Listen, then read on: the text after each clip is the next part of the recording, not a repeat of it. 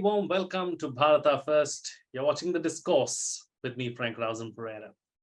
The BRICS group of fast developing economies, that is Brazil, Russia, India, China, and South Africa, has positioned itself as an alternative to the Western global order. BRICS officials say that spirit has sparked the interest of some 40 countries in joining the bloc as it gears up for a summit in August. Current BRICS chair, South Africa, is hosting the 3-day meeting in Johannesburg in August and says BRICS expansion will be high on the agenda. Argentina, Iran, Saudi Arabia, and the United Arab Emirates are among few countries that are looking to join. Now, India is likely to press for the establishment of a well-defined criteria for the proposed addition of new members instead of extending membership solely on the basis of recommendations by present members. In this edition of the Discourse, we will analyze if it is the right time to expand BRICS, what are the challenges, and how will it impact the grouping, and what are the implications for India. Joining me on the program today are Ambassador Suresh K. Goel, career diplomat, as well as Professor Swaran Singh, School of International Studies, JNU. Thank you, gentlemen, for being here. And let's begin the discussion. Ambassador, let me start with you first. Over the last couple of weeks or so, there has been a lot of talk about expansion of the BRICS grouping. Your thoughts on that?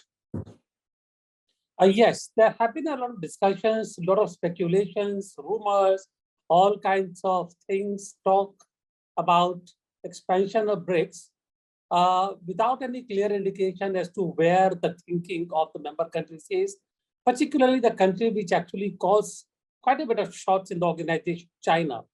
China has not given any indication as to whether it is going to be supporting addition of new members, even though there have been rumblings from time to time. Names are heard and everything, but no clear indication at all so far.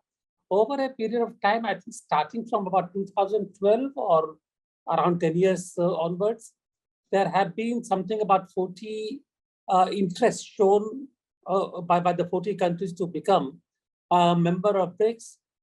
Even though BRICS itself is a very new organization, and therefore this interest of countries to join BRICS, in my own experience, it does take me by surprise, unless it is actually motivated by the economic heft of the organization as such, and therefore a kind of a hope that it could actually be more practical. But otherwise, I am quite surprised that this should be really so popular, so to say, amongst the countries. You know the history of BRICS, how it is. It started as basically Russia, South Africa, IPSA, India, Brazil, South Africa. Then it became Russia, India, China, South Africa joining. Later on, the whole idea being to develop to use a famous phrase that China is fond of using in context of BRI, a kind of a connectivity idea, not a project, but a concept of connectivity between the most populous continents of the world. That is Asia, Africa, and Asia, Africa, and Latin America. Over a period of time, I think it has succeeded more than expected, particularly because of the heft of Chinese economy coming through, because of which there was funding available for various projects in Africa mainly, but also because over a period of time, China has emerged as another pole in the world strategic spectrum. And therefore, like there was non-aligned movement before, which was called anti-Western. And I think the world continues to look at the whole politics into different compartments. And therefore, there is still a hope that BRICS could actually become another compartment of the bipolar politics of the world. rest of it will be later. Absolutely. Absolutely. Yes. Very rightly put by the ambassador. Professor, let me take those comments to you now. There's suddenly a lot of interest. The media is talking about it. Let's not forget the summit is just around the corner as well. So, one of the countries which is extremely interested is Algeria and is wanting to commit to about $1.5 billion as far as investments are concerned into the bank. So is this coming as a surprise for you? Or do you feel that the oil-rich countries see an opportunity here? And, with everything that's happening between Russia and Ukraine as well, so these countries seeing this as an opportunity? I think let me first of all say thank you for having me on your program. Let me also begin by making an academic point first. Whether there is a need for any structural reforms in BRICS, and whether that structural reforms have to be expansion that we are discussing. As recent as today, as we speak, the National Security Advisors of BRICS are meeting in Johannesburg today and tomorrow. And yesterday, the Foreign Minister of South Africa, Mr. Soklal, for the first time mentioned 40 countries as aspirant nations. Such large number has never been mentioned as aspirant nations trying to join BRICS. And he mentioned 40 countries and said about 20 of them have already formally applied to become members of BRICS. So point number one, there is enormous interest in joining BRICS, which for me clearly indicates to the increasing credibility of BRICS as a grouping, because there is enormous desire of several new countries trying to join BRICS. Second point is about the very imagination of BRICS. You remember Jim O'Neill in 2000 had spoken of emerging economies and identified 4 countries: Brazil, Russia, China, and India. Primarily saying G7 nations should think of investing in these economies because per dollar returns are going to be much better. Now, from that concept to 2006 first outreach of foreign ministers to 2009 first summit meeting, BRICS has come thus far. But we have noticed now that other than China and India, Russia, Brazil, South Africa hardly qualify to be called emerging economies. So there is definitely a need to revisit that concept. And one way of not thinking of exiting some of the countries which do not stand qualification of being emerging economies, a positive approach would be to add on new members. And then, of course, one looks at the criteria. For about 2.5 years, the Sherpas of BRICS have been discussing the standards, criterion, procedure, etc., as to how new members can be thought of. After all, it's about, nearly 2 decades. If you look at from 2000, the imagination of BRICS, and of course, 12, 13 years since they started having summit meetings, there is no addition other than South Africa, which was added in 2010 and 11. Now, I mentioned South Africa because addition of South Africa was an aberration in itself. It was a very small economy of less than even today $500 billion. And it was explained as a gateway to Africa. And starting with that imagination of gateway to Africa, for the first time, BRICS Summit is going to have the largest outreach ever. President Ramaphosa is inviting all 55 heads of nations, including South Africa, so 54 heads of nations of all African continent. I don't know how many of them will join. So Africa is already now becoming the focus, and therefore several other nations, you mentioned Algeria, many others, Egypt also is similar 500 billion economy, just as South Africa is. So definitely there is technically need for structural reforms and expansion because there is so many countries willing to join. Third very quick point is the very combination that made BRICS to begin with has really become dislocated now. China alone today has a GDP 3 times than rest of the BRICS put together. India among these is the fastest growing economy. So these junctions between the members of BRICS today stand out. And China, therefore, has been the flag bearer almost now from 2008-7. Foreign Minister Wang Yi had started the concept of Friends of BRICS, BRICS Plus, which later evolved into BRICS Outreach Summit meetings. So there is a collection of countries that have been over time brought closer to BRICS in any case, not given formal membership as of now. Now, other than China, we notice now for 2 years, because of Ukraine war and isolation that Russia is facing, Russian president also is showing enormous interest in supporting expansion. For a long time, India was reluctant because India was not very clear whether China will push in a lot of China members. You would remember debates of 1950s and 60s when United Nations was expanding, UN Security Council was expanding. The fear in Soviet Union was whether America will bring in all its friends. And concern in America was whether Soviet Union is pushing their friends into UN Security Council. Same concern India has had. But now we notice that India in last 5 years is no longer the same that India was 5 years before that.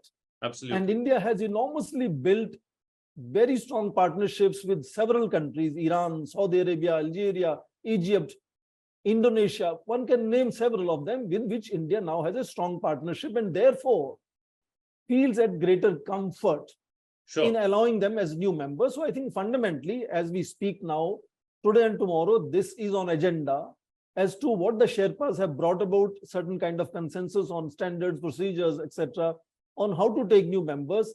This is going to be an important issue in this coming summit next month.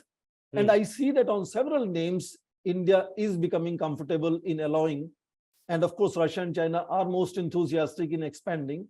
Right. The reports are saying that maybe about 5 more countries will be added in this summit. So that's the mood that we notice now. How it will suit India, we can maybe discuss in the later half of discussion. Absolutely. I think the time is right now to discuss how this is going to suit India, because there is a legitimate fear, Ambassador, in certain circles that China may just walk away with everything and this is going to be a pro-China kind of a grouping, like we've seen in other groupings as well, where China gets the big piece of the pie, so to speak. So, is this a legitimate concern? Before we go the way of China, what China gets and how that impacts on our interests, etc., etc., let me first get to basically what this is all about. The world is full of these plurilateral organizations. Now we have BRICS, we have this, SARC came and went away. Today we were talking about another organization. We have BIMSTEC, we have that's so many really. But the point really here is, Frank, what actually BRICS is all about. And that's the reason I mentioned at the beginning about the story of how BRICS was born. BRICS was born basically from IPSA. And it was born from IPSA because even though there was no mention of China at that time, and there was no mention of Russia at that time, the fact was that China had emerged as the most important country from Asia at that time in terms of economy, in terms of the strategic strength. The one country which actually had even 20 years ago, it had become quite clear that one country in Asia which has the capacity to give a contest to the USA is China, both economically, militarily, strategically. So therefore, China had to be there. But then Russia should need to come in. And South Africa got dropped out. And therefore, the concept of the connectivity of the 3 major continents really got a short shrift in the whole consideration. So my question is that when we think of expansion and when we think of BRICS, what actually does BRICS do? And if you look at the agenda for the BRICS, it started as an economic connectivity organization. And today we have got a kind of a mixed agenda where we talk about all kinds of things, all basically talk about the strategic issues. The only thing that I think is left is really what are we cooking now, cooking in our own kitchen, but we are talking about everything under the sky. So the most important point in BRICS really came when the new development bank was established in Shanghai, and there was hope of fiscal flows to the countries who are basically carrying out the project. And who benefited? China. Now that you mentioned it, China, on the basis of funding contributions from all the 5 countries to the extent of $100 million, China was able to push its own projects into the different countries, basically Africa. So there we get the picture now that this has become another alternative to promoting BRI or to promote a Chinese presence all over the world, mainly in Africa here. Should India be part of it? Okay, number one. Number two, I mentioned that somehow, if you look at the composition of BRICS, we again begin to think about an anti-Western coalition, non-aligned movement being replaced by something else or the other, slowly and slowly. BIMSTEC, SAARC, etc., being up at this. Do we want, frankly speaking, do we want to divide the world into 2 camps now? Does it benefit us at all? Number 3, if we do want to avoid this complexion of an anti-Western coalition, should we take in the Western countries also on board? I believe France is interested in joining BRICS. So should we take in BRICS? So the whole issue really comes, what do we want BRICS to be? Unless we know in our own mind that that is what we want BRICS, we know what China wants. What China wants is really basically expanding its footprints all over the world and using every possible organization, just like the organization we were talking about was SCO. We have now SCO also, which is again seen as a kind of an anti-Western alliance or anti-Western grouping. So do we want basically China to gain in the world over a kind of a scene where we want a more participatory, a more inclusive world order? And we know what Chinese world order is going to be like. We have faced China in Ladakh. We are facing China on the Arunachal Pradesh. We have seen Chinese behavior in Indo-Pacific. We have seen what they actually are capable of. I don't think anybody can trust what Chinese designs will do. So unless we know what BRICS would be after expansion, I doubt very much that any expansion of BRICS would be in our favor. We might agree with it's a different matter, but I think we need to be very careful in observing. Otherwise, there is no limit to the number of you can form a grouping with 2 or 3 countries again. And there will be any number of countries with cross-cutting membership in the different group. So we need to decide first, what do we want BRICS to be? And I don't think that has been decided so far.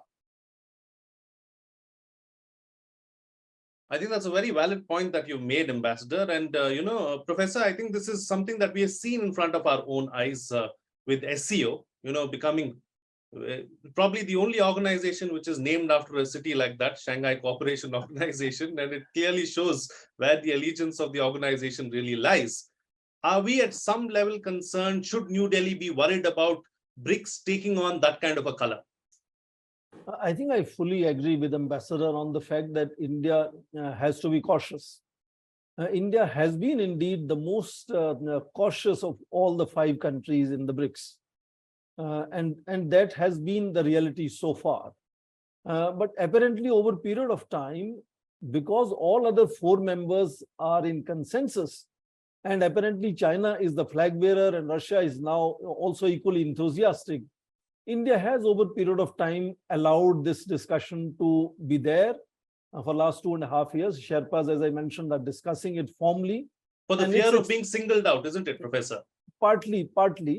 But also remember that India is at the same time, as Ambassador was alluding to, is member of Quad, for example, Quadrilateral Security Framework. India is always an invitee to the G7 summit meetings. And therefore, India has had this very complex balancing act of strategic autonomy. And that makes it clearly much more cautious of not putting all eggs in one basket, like the Russians particularly today are willing to promote BRICS as, if not anti, then definitely parallel or even alternative to the Western sort of global governance. And that is where you see also enormous talk about de-dollarization. And I would agree that if any grouping has the potential to think of putting up a parallel currency, if not to replace dollar, but at least create an alternative. BRICS will be clearly one, but that is an uphill task. We have seen European Union trying with euro and not succeeding, because dollar is predominantly the currency of international trade and national foreign currency reserves. Even today, about 88% of global trade is in dollar. About 67% of national foreign exchange reserves are in dollar. So it's not easy, but the debate is interesting that, BRICS is talking of de-dollarization to begin with, focusing at least on bilateral, if not their multilateral intra-BRICS trade, at least bilateral trade, to become increasingly using local currencies. For example, they are focusing on that kind of initiative. And India is not really opposing it. India is also using a lot of local currency. For example, the enormous boom in Indo-Russian trade has been possible with all the difficulties in rupee trade, but that's one reason why it became possible to take it from $8-9 billion to $44 billion. So that is one important new element which is making India kind of appearing to be aligning better with BRICS.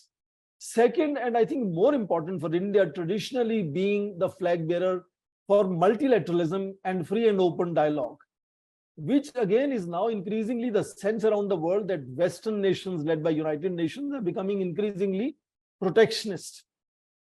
And China is emerging as a flag bearer for free trade and things like these. And multilateralism, and of course, plurilateralism, where again you have a much more flexible way of organizing interactions and dialogue. India is a flag bearer of that, and BRICS is increasingly pushing that agenda as well, that we want to protect, promote, and celebrate multilateralism.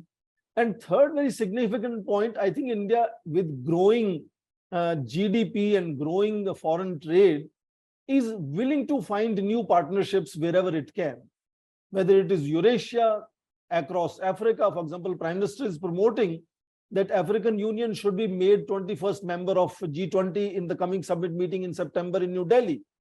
So India is also increasingly engaging with African nations, and by extension, that would indicate, allude to the global South. India also is emerging and is trying to emerge as a voice for global South. And you remember, Prime Minister had Global South Summit in January. And that is where India also wants to see itself seriously engaged in BRICS groupings, which is promoting some of these issues and ideas, where India finds itself useful player and of course beneficiary of those kind of changes. And finally, of course, in ensuring that it does not wish to belong to either of the two kind of emerging groupings of nations, Russia, China and its friends on one side, United States and European allies on the other side. There is a talk of some kind of divide emerging, and India doesn't want to be part of the either side. And therefore, its continued engagement with BRICS in principle also reinforces and in that sense vindicates the desire to ensure strategic autonomy.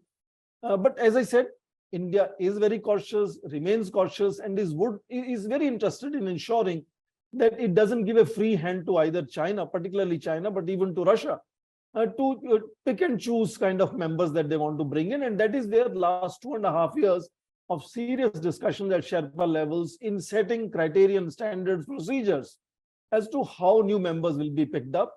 And I believe that new members are definitely going to come about in this summit meeting. Now, the procedure may take a couple of more months, years. We don't know how much time that will take to fulfill those details of getting them formally on board. But in principle, I think some new members, and we are reading about 5 members, are likely to be joining BRICS, making it a group of 10 countries. And I think India is preparing to deal with that reality. Absolutely. Since we're here, there has been a couple of statements as well. India has very clearly said that it is going to look for a well-defined criteria as far as addition of new members are concerned, instead of extending membership solely on the basis of a recommendation by the present members. All right, time to get closing comments now from both my panelists for the best way forward and what next. Starting first with the Ambassador. Frank, I think the time when ideology governed the international order has changed somewhat. We have seen how basically the ideological persuasion was actually created problems, to put it very mildly, but also was taken advantage by the several members in the world for their own benefit. I think India now will have to really see what actually is of interest to it and what should it not really incline towards. Now, the fact is that if we are going to determine ideology as a criterion for the membership of BRICS, we are going to run into problems again. We need to first decide, as I said earlier, the character of the grouping per se. What kind of grouping it is. And we certainly cannot afford to have a grouping which is predominantly influenced by one country. We need to be very, very careful about really. Therefore, number one, there has to be a fairly good dispersal among the new members. They cannot just come from one and not the other. That is number one. Number two, decide what the charter of BRICS is going to be. Is it going to be economic? Is it going to be strategy? What kind of strategic criteria we should do it?